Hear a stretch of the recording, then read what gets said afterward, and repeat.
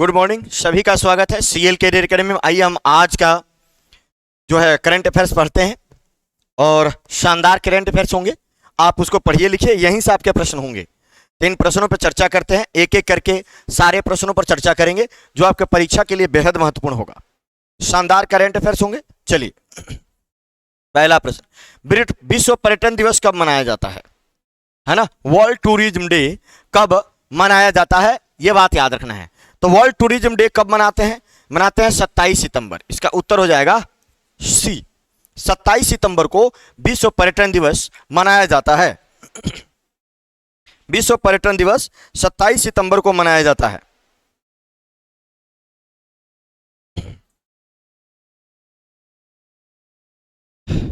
दुनिया का विभिन्न हिस्सों में पर्यटन को बढ़ावा देने पर ध्यान केंद्रित किया जाता है इसमें, और यह हर साल मनाया जाता है। इसकी शुरुआत किसने की? संयुक्त राष्ट्र विश्व पर्यटन संगठन। इसकी शुरुआत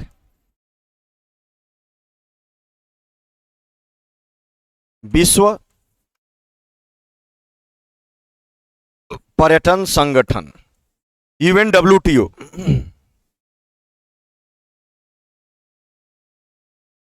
UNWTO द्वारा किया गया था।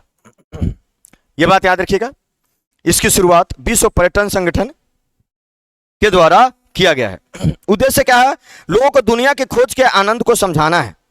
लोगों को दुनिया की खोज के आनंद को, उद्देश्य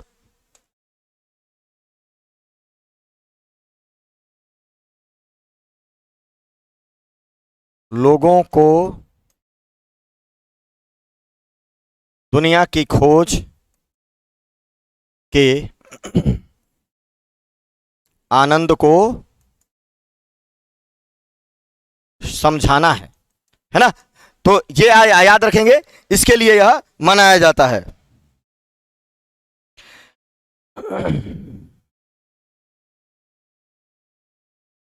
इस साल विश्व पर्यटन दिवस की थीम क्या है? Rethinking tourism. थीम क्या है? विषय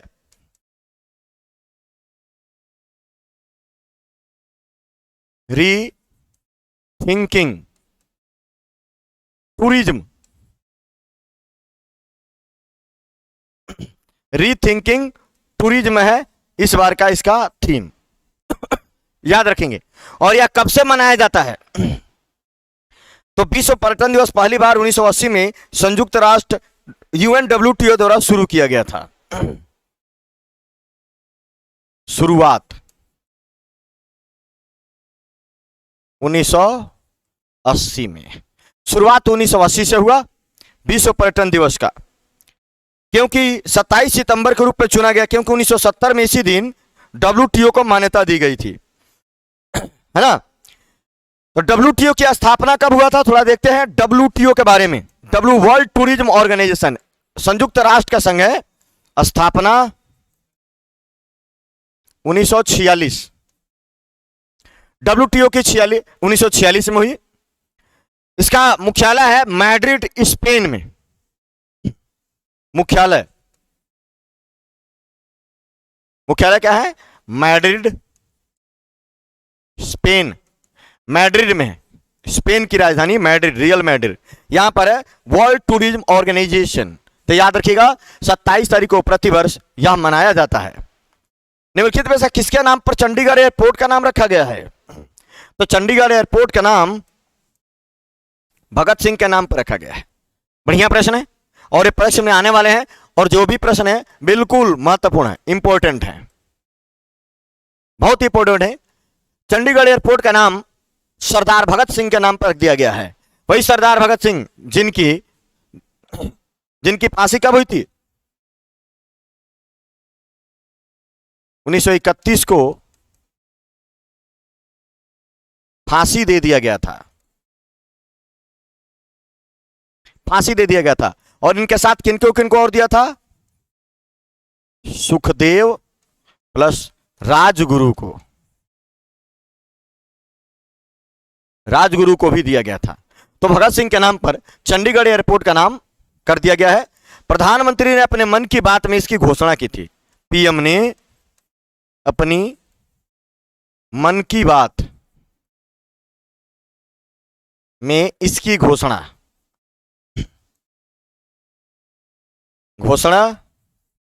की थी। तो इसका नाम रख दिया गया है ना, भगत सिंह के नाम पर। गोरखपुर एयरपोर्ट का नाम बदलकर भी रख दिया गया है ना, बाबा गोरखनाथ एयरपोर्ट, है ना, याद रखिए, बाबा गोरखनाथ एयरपोर्ट रख दिया गया है। आपको सुभाष चंद्र जो है कलकत्ता एयरपोर्ट का नाम किसके नाम पर रखा गया है? सुभाष चंद्र बोस के नाम पर। अंडमान निकोबार का पोर्ट ब्लेयर का नाम किसके नाम पर? बीडी सावरकर के नाम पर रख दिया गया है ना। तो ये सब याद रखिएगा आप लोग। लखनऊ बनारस अंतरराष्ट्रीय हवाई अड्डे का नाम किसके नाम पर रखा गया है? लाल बहादुर शास्त्री के नाम पर रखा गया है। तो ये सब याद रखिएगा। और मुंबई हवाई अड्डे का नाम किसके नाम पर रखा गया है? छत्रपति शिवाजी महाराज टर्मिनल, है ना, इनके नाम पर। किस योजना के 8 साल पूरे हो गए हैं? किस योजना के 8 साल पूरे हो गए 25 तारीख को, 25 सितंबर 2014 को, है ना, वो शुरू हुआ था। किसके 8 साल पूरे हो गए? किसका होगा? Make in India. 25 सितंबर कब? 2014 को आया था। जनधन योजना कब आया? 28 अगस्त 2014। स्वच्छ भारत मिशन कब आया? देखो वो बोल देंगे कौन किस तरीके से शुरू हुआ, बताएं, है ना, कौन कब शुरू हुआ, इसके बारे में पूछ सकते हो कि कब कौन आया।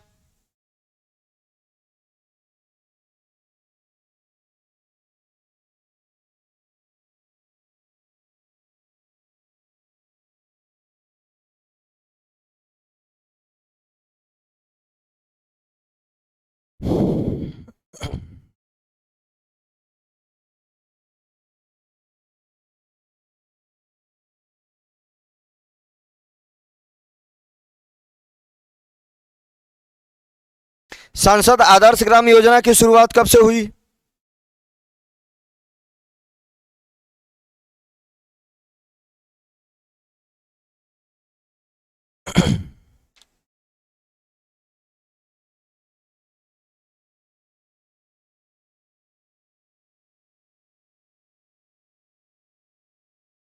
ग्यारह अक्टूबर 2014।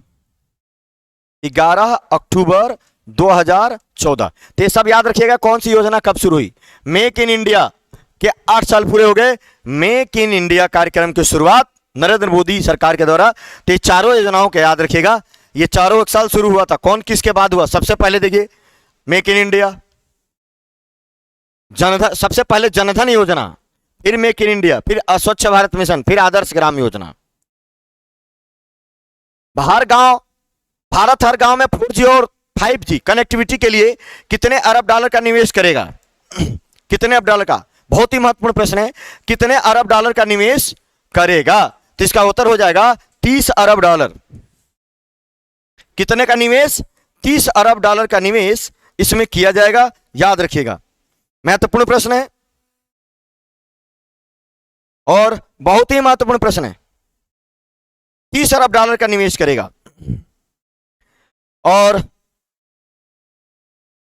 भारत के आईटी मंत्री कौन है? भारत के आईटी, इंफॉर्मेशन टेक्नोलॉजी मंत्री, क्या नाम है? आईटी मंत्री कौन है? अश्विनी वैष्णव।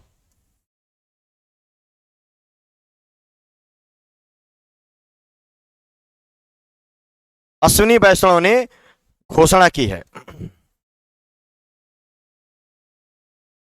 ध्यान रखिएगा, भारत के आईटी मिनिस्टर हैं अश्विनी वैष्णव, बहुत ही महत्वपूर्ण है।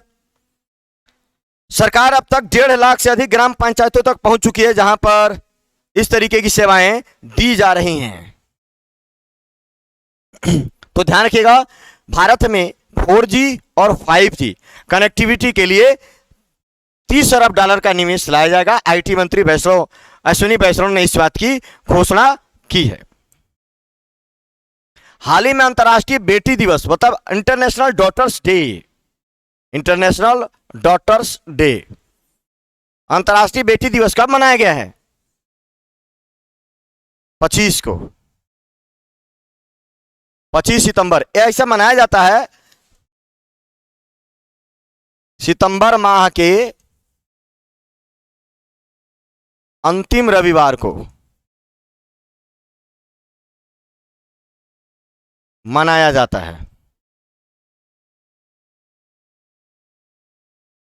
सितंबर माह के अंतिम रविवार को मनाया जाता है इंटरनेशनल डॉटर्स डे। हर साल सितंबर महीने के आखिरी रविवार को अंतर्राष्ट्रीय बेटी दिवस मनाया जाता है। इस साल 26 सितंबर यानी डॉटर्स डे मनाया जा रहा है। 26 नहीं 25, है ना। उद्देश्य क्या है? पूरी दुनिया में बेटियों को बेटे के समान महत्व दिया जाना। उद्देश्य क्या है? बेटियों को भी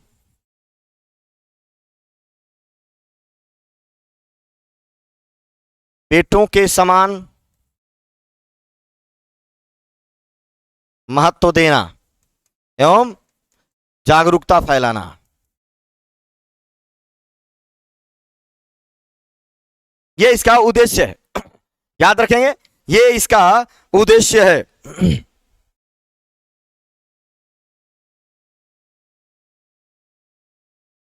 पहली बार 11 अक्टूबर 2012 को एक दिन बेटियों को लिए समर्पित किया गया, है ना। संयुक्त राष्ट्र ने इसका स्वागत किया और हर देश में हर बार बनाया गया। तो पहली बार 2013 में मनाया गया, लेकिन इसकी शुरुआत करने की घोषणा 2012 में हुई थी। हाल ही में किसने पंडित दीनदयाल उपाध्याय जीवन दर्शन और संबद्धता नामक पुस्तक का विमोचन किया है? पुस्तक हाल ही में किसने पंडित दीनदयाल उपाध्याय जीवन दर्शन और संबद्धता पुस्तक क्या किया है, का विमोचन किया है? तो हमारे उपराष्ट्रपति जगदीप धनखड़ ने। इसका क्या उत्तर हो जाएगा? जगदीप धनखड़ के द्वारा किया गया है। हमारे नए उपराष्ट्रपति हैं, भारत के नए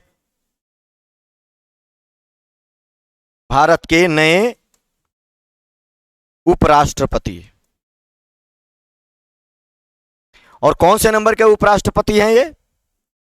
14वें। भारत के 14वें उपराष्ट्रपति। अभी हाल ही में इन्होंने पदभार अगस्त में ग्रहण किया है। तो भारत के नए उपराष्ट्रपति जगदीप धनखड़ ने क्या किया है? ये पंडित दीनदयाल उपाध्याय जीवन दर्शन और संबद्धता, है ना, नामक पुस्तक का विमोचन किया है। जगदीप धनखड़ के पहले एम वेंकैया नायडू ये 13वें उपराष्ट्रपति रहे हैं। 13वें उपराष्ट्रपति रहे हैं, याद रखिएगा, बेहद महत्वपूर्ण प्रश्न होगा। भारत के पहले उपराष्ट्रपति कौन है? पहले उपराष्ट्रपति जो 2 बार रहे, Sarvepalli Radhakrishnan.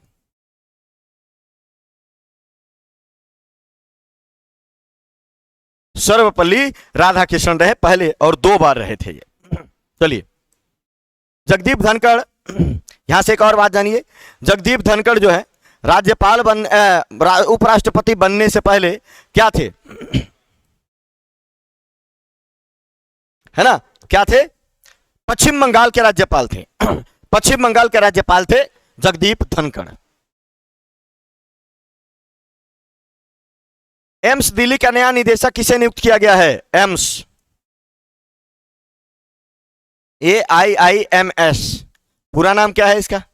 All India institute of medical science, Bharatiya Ayurvigyan संस्थान। तभी एम्स जो दिल्ली का एम्स है का नया निदेशक किसे नियुक्त किया गया है? तो डॉक्टर एम श्रीनिवासन। ये बिल्कुल सही जवाब होगा, M Srinivasan is the right answer. M Srinivasan को किया गया है, नया निदेशक नियुक्त किया गया है। वो हैदराबाद में ESIC अस्पताल में तैनात थे, अब इनको एम्स दिल्ली का, है ना। इनके पहले रणदीप गुलेरिया थे। किसका स्थान लेंगे? निवासन के पहले कौन थे? रणदीप गुलेरिया। अब रणदीप गुलेरिया का स्थान लेंगे एम श्रीनिवासन, जो 2017 से ये एम्स दिल्ली के महानिदेशक थे। अब एम श्रीनिवासन दिल्ली के महानिदेशक बन गए हैं, इनको नियुक्त कर दिया गया है। और निवासन लगभग 1994 से एम्स से जुड़े हुए हैं। एम्स की स्थापना कब हुई थी? 1956। एम्स दिल्ली की स्थापना, एम्स दिल्ली स्थापना 1956 को दिल्ली में ही है। और इसकी पहली निदेशक बीबी दीक्षित, पहले निदेशक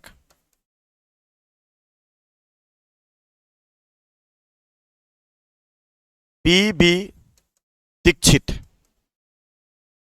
है ना, ध्यान रखिएगा। All India institute of medical science इसका पूरा नाम है। अमेजन द्वारा भारत में अपनी पहली सौर ऊर्जा परियोजना एप एनर्जी के साथ मिलकर कहां स्थापित करेगी? एप एनर्जी के साथ मिलकर कहां स्थापित करेगी? कौन? अमेजन। अमेजन द्वारा भारत में अपनी पहली सौर ऊर्जा परियोजना, है ना, किसके साथ मिलकर? एप एनर्जी के साथ मिलकर कहां स्थापित करेगी? अमेजन। तो यह करेगी राजस्थान में। कहां पर करेगी? राजस्थान में अपनी पहली सौर ऊर्जा परियोजना का क्या करेगी? वहां पर शुरुआत करेगी। पहला सौर ऊर्जा फार्म भारत में स्थिर होगा। अमेजन का पहला सौर ऊर्जा फार्म है ना, अपनी पहला, अमेजन का पहला है जो राजस्थान में स्थापित होगा। राजस्थान में सबसे बड़ी ई कॉमर्स कंपनी अमेजन द्वारा 420 मेगावाट की क्षमता वाले 3 सौर ऊर्जा संयंत्र बनाएंगे राजस्थान में, है ना। राजस्थान में 3 बनेगा और 3 जो बनेगा इसकी क्षमता क्या होगी? 420 मेगावाट। राजस्थान में 420 मेगावाट क्षमता वाले 3 सौर ऊर्जा संयंत्र लगाए जाएंगे, है ना। तो ये भी याद रखिएगा, ये राजस्थान में ही होगा। 420 मेगावाट वाले क्षमता का यहां लगाया जाएगा। नहीं, अलग अलग लगाएंगे, 3 लगाएंगे, है ना। 3 सौर ऊर्जा संयंत्र, 420 मेगावाट के 3 सौर ऊर्जा संयंत्र, एक 210 का होगा, एक 110 का होगा, है ना। तो इस तरीके से, और एक 100 मेगावाट का होगा।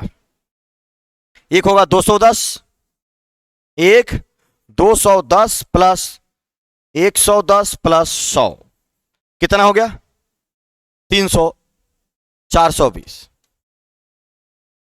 420, है ना। तो इस तरीके से होगा। तो ये राजस्थान में लगेगा। हॉकी इंडिया के नए अध्यक्ष कौन बने हैं? हॉकी इंडिया के नए अध्यक्ष किससे बनाया गया है? दिलीप तिर्की। किसको बनाया गया है? दिलीप तिर्की। हॉकी इंडिया के नए अध्यक्ष दिलीप तिर्की को बना दिया गया है। इनको निर्विरोध चुन लिया गया है। चुनाव तो अक्टूबर में होना था, लेकिन इनको निर्विरोध चुन लिया गया है। एक पूर्व भारतीय कप्तान है। इन्होंने 1995 में इंग्लैंड के खिलाफ डेब्यू किया था। ये पूर्व भारतीय कप्तान है, पूर्व भारतीय हॉकी कप्तान है। 1995 में इंग्लैंड के खिलाफ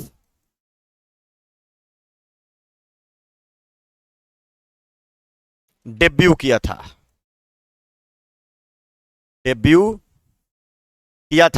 अब ये हॉकी इंडिया ध्यान रखिएगा, हॉकी इंडिया के नए अध्यक्ष बन गए हैं, है ना। याद रखना है आप लोगों को। तो दिलीप तिर्की, है ना, निर्विरोध चुने गए हैं।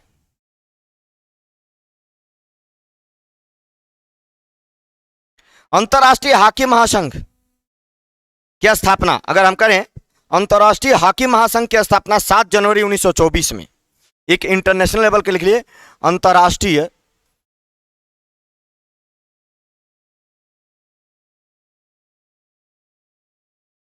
हॉकी महासंघ, है ना। अंतरराष्ट्रीय हॉकी महासंघ की जो स्थापना हुई थी 7 जनवरी 1924।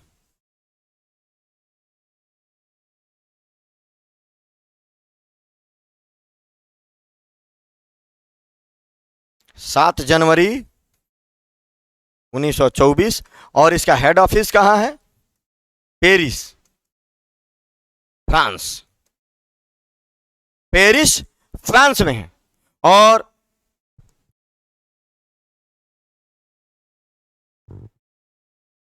सॉरी, इसकी स्थापना पेरिस फ्रांस में हुई थी, हेड ऑफिस नहीं है।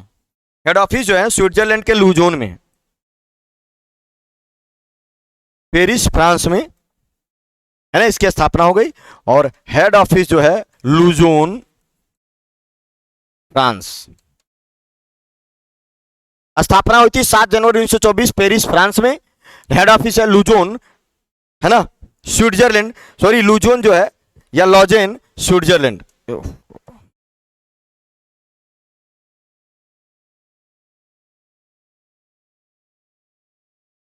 स्विट्जरलैंड, है ना। तो ये बात याद रखिएगा। चलिए अगले प्रश्न पर आते हैं। आईसीएमआर के नए महानिदेशक कौन बने हैं? आईसीएमआर क्या पूरा नाम होगा? Indian Council of Medical research. ICMR का पूरा नाम क्या होगा? Indian Council of Medical research.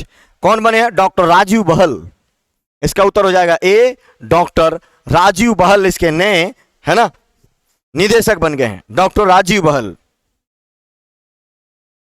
इनके पहले कौन थे? राजीव बहल के पहले थे बलराम भार्गव। ये बलराम भार्गव का स्थान लेंगे। बलराम भार्गव का स्थान लेंगे। बलराम भार्गव का स्थान लेंगे, जो 2018 से पद पर थे। अब doctor Rajiv Bahl Indian Council of Medical Research के नए महानिदेशक बन गए। आईसीएमआर की स्थापना कौन हुई, कब हुआ? ICMR Indian Council of Medical research स्थापना, है ना। इसकी स्थापना जो हुई थी वो हुई थी 1911 में।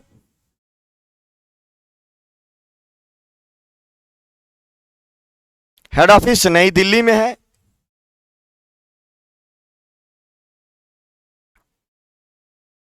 भारत सरकार की